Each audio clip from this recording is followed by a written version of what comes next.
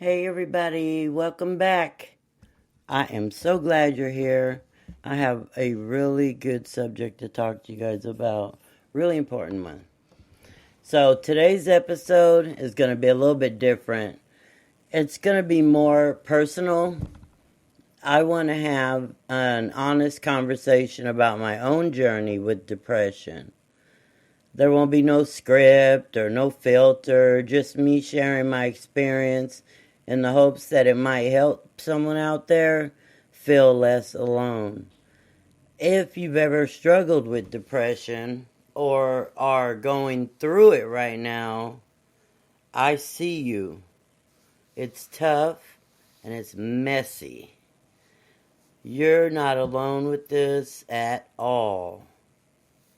So let's talk about it, I guess. Let's get started. Looking back, I think my depression started when I got diagnosed with cancer. Before I had cancer, I was like all carefree, you know, enjoying my life, enjoying my kids, doing stuff, going outside.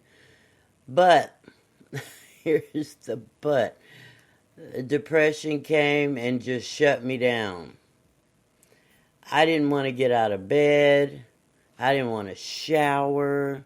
I didn't want to eat or pretty much just anything at all. Just if it required moving, I did not want to do it. People would call or come over. They would be talking, but I felt like I was in a bubble and couldn't hear the people around me talking. I remember it being kind of muffled. Like they were all talking probably as clear as day, but I felt that they were all muffled and I couldn't concentrate on, what they were saying.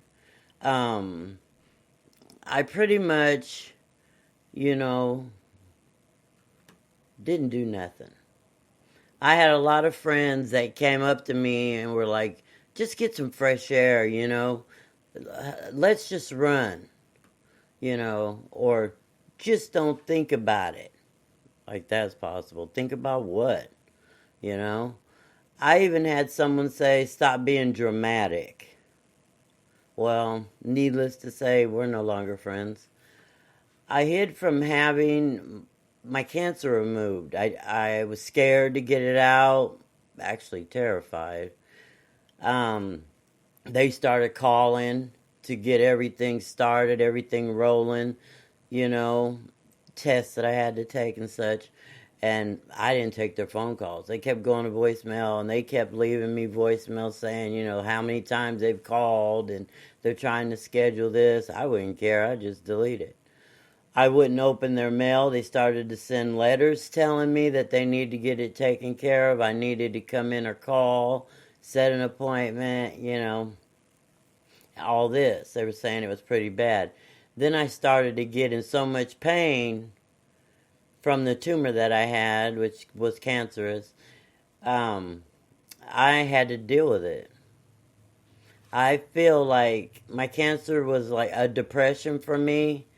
Um, I had no happy ending, see a doctor, such and such. Um, the only thing I had was no more cancer. And God is good. I totally believe that. Everything, He handled everything. You can put it in God's hands and He will take care of it. And the depression I struggle with, amongst other things, I started seeing a psychiatrist. And it was really good. Well, at first I was scared, embarrassed. I felt weird. It feels weird to talk to somebody that you don't know so intimately. And then I got on medication for it.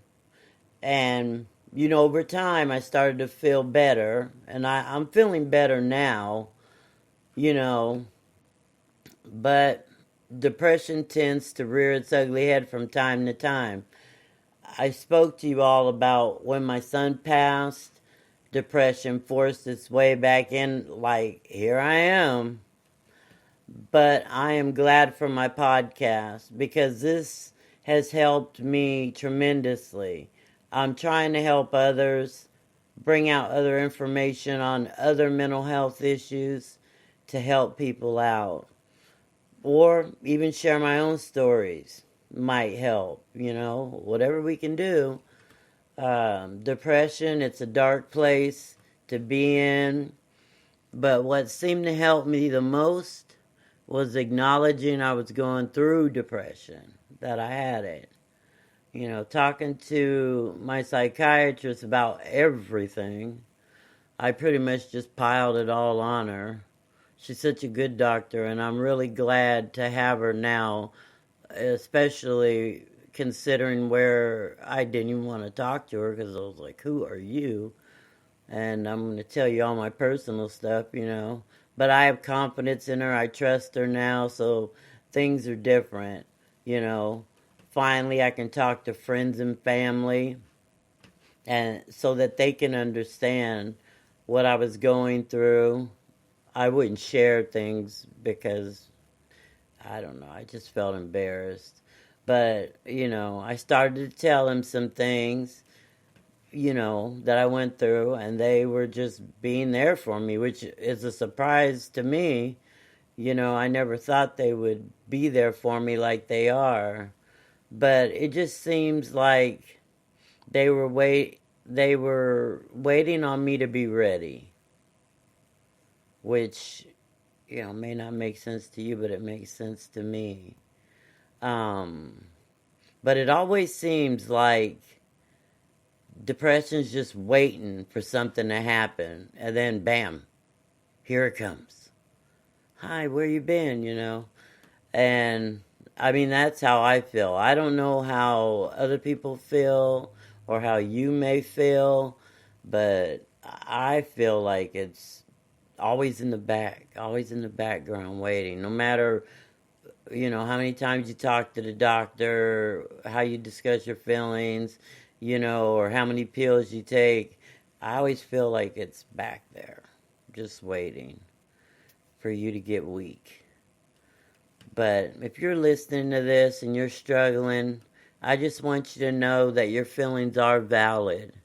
You don't have to earn your right to feel sad, and you don't have to go through this alone. You can reach out to someone, whether it's a friend, a therapist, or even they have online support groups. And also, if you prefer to go in person, you can go in person. I mean, you deserve help just like anybody else. Well, that's going to be it for me today. I wanted again to say, if you're struggling, keep going. You're much stronger than your depression wants you to believe. And if this session helped even one person feel less alone, then it was worth sharing. And if you want to continue this conversation, feel free to reach out to me. I will put my social media handles in the description, along with the resources and support and references from this episode, so that you can reach out if you need to, or get information that you might need. And so that ends it for me.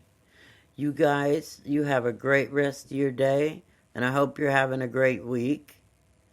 You guys be kind to your mind, and I'll talk to you soon.